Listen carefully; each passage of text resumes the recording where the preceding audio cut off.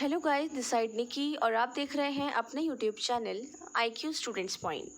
So guys, हमारी जो first unit है वो है संप्रेक्षण सामान्य परिचय, जिसमें हमें सबसे पहले टॉपिक पढ़ना है संप्रेक्षण की अवधारणा और उसकी प्रकृति। ये या की जगह और है, ठीक है, मैंने यहाँ लिख दिया है गलती से। तो संप्रेक्षण की अवधारणा और उसकी प्रकृति को कंटिन्यू करते हैं। बहुत शॉर्ट में मैं आपको समझाती हूँ, क्योंकि ये सब्जेक्ट इतना वास्ट भी नहीं है, आपको इतना खींचना भी नहीं है। और एक बात हमेशा याद रखना, बेशक आपको कितने भी पेज आंसर लिखने हो, लेकिन जो टॉपिक जितना है आप उसको उतना ही लिखोगे, उससे ज़्यादा आप नहीं लिख सकते हैं।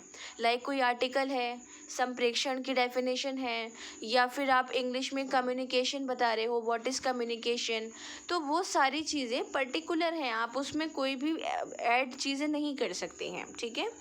तो अब हम स्टार्ट करते हैं। अच्छा, ये याद रखिएगा, जो मैं आपको नोट्स में दे रही हूँ ना, ये आप कॉपी कर लीजिए, आपके नोट्स के लिए हेल्पफुल रहेगा। सो ये एक तरीके से आपकी डेफिनेशन है। संप्रेक्षण एक परस्पर क्रिया है जिसमें एक पक्ष संदेश का संप्रेक्षण करता है, दूसरा उस संदेश को ग्रहण करता है, ठीक है।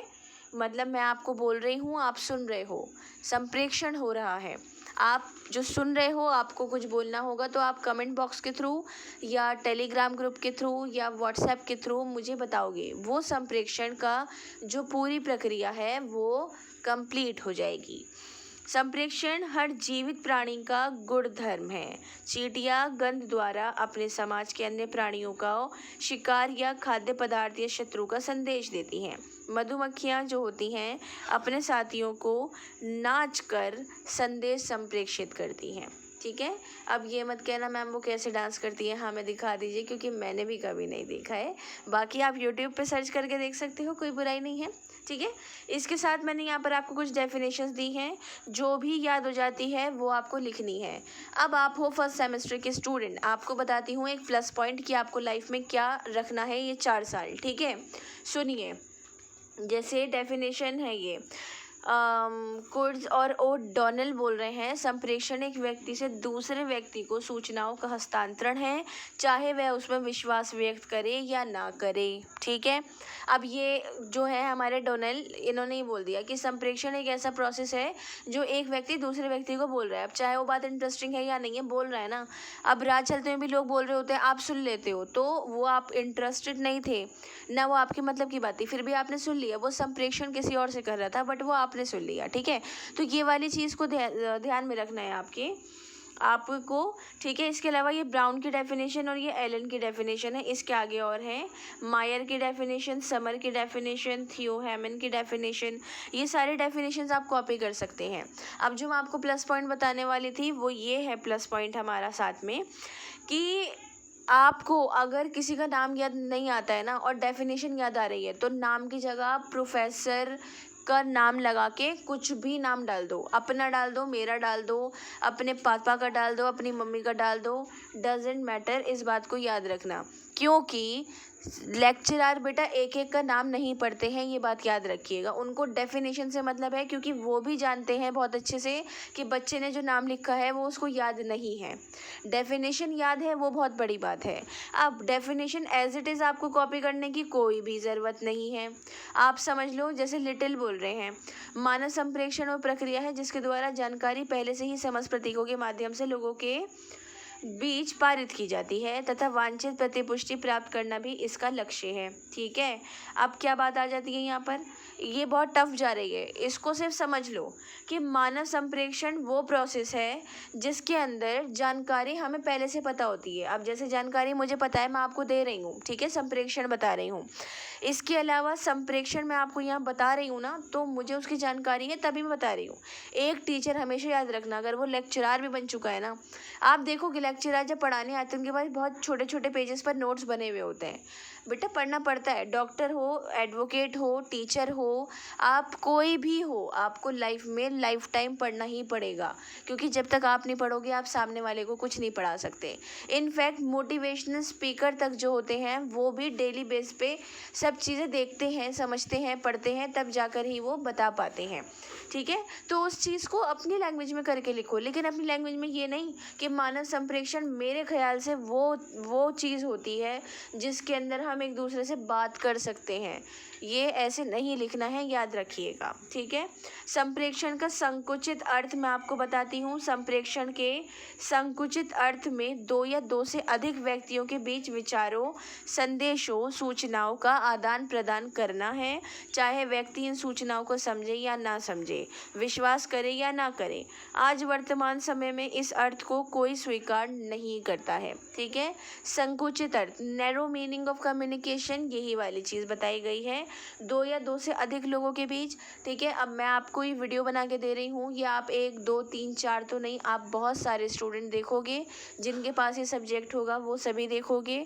तो ये हम सबके बीच में कम्युनिकेशन वाला एक प्रोसेस है।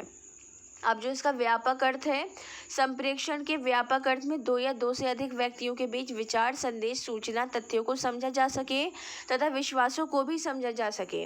संप्रेषण को इस प्रकार भी समझाया जा सकता है कि शिक्षक अपने प्रधानाचार्य से छात्रों से कुछ कहते हैं या छात्र उनको कुछ बताते हैं, ये प्रधानाचार्य बुलाकर उनको कुछ आदेश देते हैं, प्रशंसा या आलोचना करते हैं, ठीक है। ये व्यापक अर्थ है, एक extensive meaning of communication describe करता है कि जी मैंने आपको बोला कि नहीं स्टूडेंट्स, आप ना यहाँ पर ये गलती कर रहे हो, आपने ये पेपर में ये गलती करी होगी, ये करा होगा, वो करा, तो वो चीज़ आपको डिस्क्राइब कर रहा है यहाँ पर कि मैं एक आपको प्रॉपरली बता रही हूँ। चाहे मैं 100 बच्चे खड़े हो, 2 बच्चा खड़ा हो, 1 बच्चा, मैं एज अ टीचर प्रॉपरली बता रही हूँ कि आपने वहाँ अच्छा करा, आपने वहाँ बुरा करा, ठीक है। संप्रेषण की अवधारणा क्या है, बहुत इंपॉर्टेंट मेन टॉपिक है। एक सत प्रक्रिया है जिसमें दो या दो से अधिक व्यक्ति अपने संदेश, भावना, विचार, सम्मतियों और तर्कों आदि पर पारस्परिक विनिमय करते हैं, ठीक है। मतलब 1 2 3 4 लोगों में अपने थॉट्स, अपनी फीलिंग्स, अपनी इमोशंस, अपनी हर तरीके की चीज़ को डिस्क्राइब किया जा रहा है, ठीक है। अब एग्जाम्पल है, आप जो बात अपने ब्रदर से, सिस्टर से कर सकते हैं, वो बात कभी कभी अपने पेरेंट्स से नहीं कर सकते हैं, है ना। तो वो संप्रेषण की अवधारणा को डिस्क्राइब करता है कि दो या दो से अधिक या फिर एक ही पर्सन ऐसे शख्स से बात होती है जिसमें आप अपने इमोशंस, अपनी फीलिंग्स, अपने थॉट्स, सब कुछ उसको बता सकते हैं, ठीक है। अब जैसे मैं आप लोगों से यहाँ पे बोल रही हूँ, आपको डीपली डिस्क्राइब कर रही हूँ, ये संप्रेषण की अवधारणा है जिसमें मैं आपको इमोशंस के साथ, एग्जाम्पल्स के साथ, हंसी मजाक करके हर तरीके से पढ़ाने की कोशिश कर रही हूँ ताकि आपको ये अच्छे से याद हो जाए, ठीक है। संप्रेषण की अवधारणा, मानव एक सामाजिक प्राणी है, वो समाज में रहता है, भाई ऑब्वियसली बात है, समाज में रहकर वो विचारों का आदान प्रदान करता है। प्रत्येक मनुष्य के अपने विचार, संप्रत्यय, भावनाएं, सिद्धांत आदि होते हैं जिनका वह दूसरे व्यक्तियों के साथ आदान प्रदान या विनिमय करता है, ठीक है।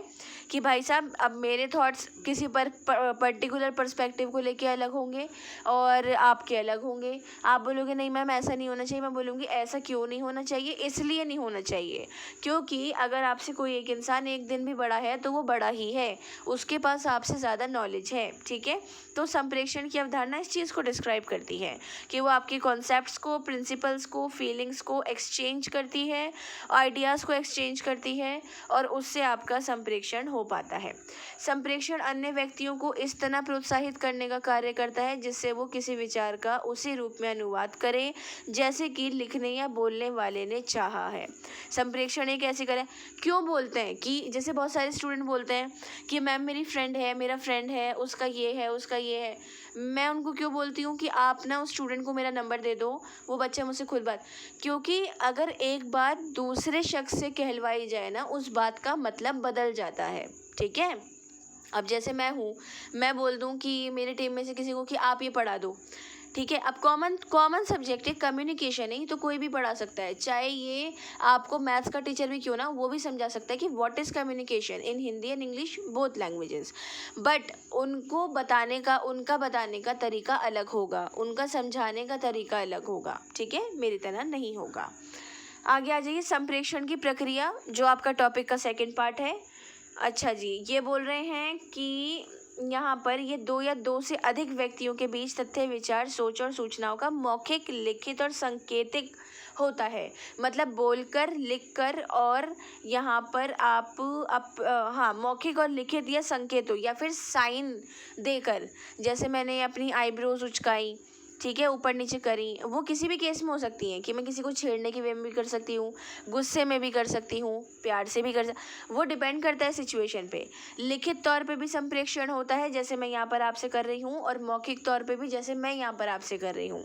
ठीक है, संकेतिक आपको नहीं दिख रहा है, बट इट्स माई हैबिट कि मैं आपको पढ़ाते में भी अपने हाथ का चलाने का यूज़ करती हूँ, क्योंकि एज अ टीचर हर टीचर की, जो ज़्यादातर टीचर्स की हैबिट होती है, वो हाथ चला चला कर पढ़ाना, अपनी आईब्रोज, अपनी आईज, अपने नोज़, अपने बॉडी पार्ट के एक्शन से आपको समझाने की कोशिश करते हैं।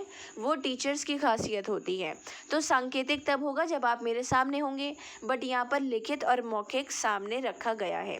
ठीक है, संप्रेषण का अर्थ किसी विचार या तथ्य को व्यक्तियों में सामान्यता, कॉमन बनाने के लिए। ठीक है, अब जैसे बहुत सारे लोग हैं, फेस नहीं कर पाते किसी को, कॉन्फिडेंस लेवल नहीं है इतना। संप्रेषण एक ऐसा प्रोसेस है, एक्सक्यूज़ मी, मुझे आपसे ये पूछना है, या फिर ब्रदर आप मुझे ये बता दीजिए, सिस्टर आप मुझे ये बता दीजिए, या फिर कुछ भी कह लो, कुछ भी कह लो, वो आप पे डिपेंड करता है। ठीक है, इसके अलावा यहाँ पर जो मैंने ये वाला थॉट लिखा है कि संप्रेषण क्रियाओं का वह व्यवस्थित कर्म व स्वरूप है जिसके द्वारा एक व्यक्ति दूसरे व्यक्ति को, एक समूह दूसरे समूह को, एक डिपार्टमेंट, एक विभाग दूसरे डिपार्टमेंट को अपनी बात पहुँचाता है। ठीक है, ये वाली चीज़ है संप्रेषण के अंतर। सॉरी, ये आपका नहीं है। तो संप्रेषण का जो है आपका यहाँ पर ख़त्म हो चुका है। नेक्स्ट क्लास में हम अपने आगे का टॉपिक कंटिन्यू करेंगे। बोले तो संप्रेषण या और संचार तथा संप्रेषण के विविध आयाम। ठीक है स्टूडेंट, होप सो कि आप लोगों के पास कोई डाउट नहीं हो। इनकेस आप लोगों के पास कोई भी डाउट है, क्वेश्चन या सजेशंस हैं, तो आप मुझे कमेंट बॉक्स या टेलीग्राम चैनल पे बोल सकते हैं। So thanks for the watching and best of luck all.